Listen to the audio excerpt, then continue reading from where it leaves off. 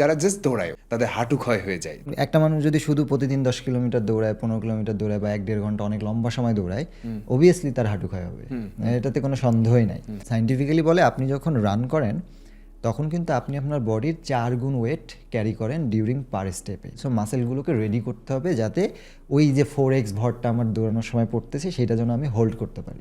তো কেউ যদি মনে করে আমি শুধু দৌড়াবো তাহলে অবভিয়াসলি তার ইনজুরি হবে এবং খুব সামনেই হবে, হ্যাঁ। কিন্তু একটা মানুষ যদি তার প্রপার ডায়েট, তার নিউট্রিশন, তার রেস্ট, রিকভারি এটাকে খেয়াল রাখে এবং দৌড়ের পাশাপাশি স্ট্রেংথ ট্রেনিং করে, এক্স্যাক্টলি এইটা অনেক বেশি ইম্পর্টেন্ট। আমরা যে যারা অ্যাথলিট আছি আমরা কিন্তু শুধু দৌড়াই না। আমার ধরেন যদি আমি বলি আমার 12 ঘন্টা বা 14 ঘন্টা আমি যে সপ্তাহে ট্রেনিং করতেছি ওখানে কিন্তু 4 থেকে 5 ঘন্টা স্ট্রেংথ ট্রেনিং থাকে আর 8 থেকে 9 ঘন্টা কিন্তু দৌড় থাকে। তো কেউ যদি মনে করে আমি শুধু দৌড়াবো তাহলে অবভিয়াসলি তার ইনজুরি হবে এবং খুব সামনেই হবে, হ্যাঁ। তো এটা সত্য ওই সেন্সে।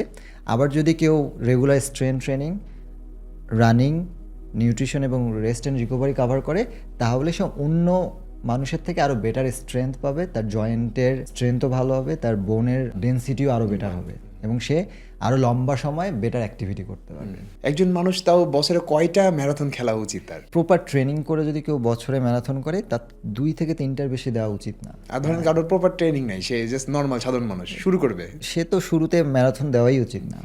আমাদের মিসকনসেপশন হচ্ছে আমরা শুরুতেই আসি, শুরুতেই আমি ম্যারাথন ফোকাস করি, 1-2টা ইভেন্ট করি, আমি জাম্প করে ম্যারাথনে যাই, দেন আমার ইনজুরি হয়। কারণ এটা তো বডি ওয়েট এক্সারসাইজ। কয়েকটা জিনিস যদি সে ফলো করে, বিশেষ করে 5টা থাম্ব রুল যদি সে ফলো করে তাহলে তার রানও ভালো হবে, সে ইনজুরিতে পড়বে না এবং জিনিসটাকে প্রপারলি এনজয় করবে।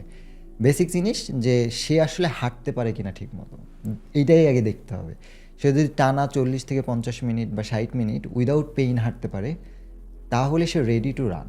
কেউ যদি এমন হয় যে ভাই আমি 40-50 মিনিট হাঁটতে গেলেই অনেক টায়ার্ড হয়ে যাই, আমার হাঁটুতে পেইন হয়, তাহলে তার জন্য তো আসলে এখনই রানিং না, তাকে ওইটা ফিট করতে হবে নিজেকে।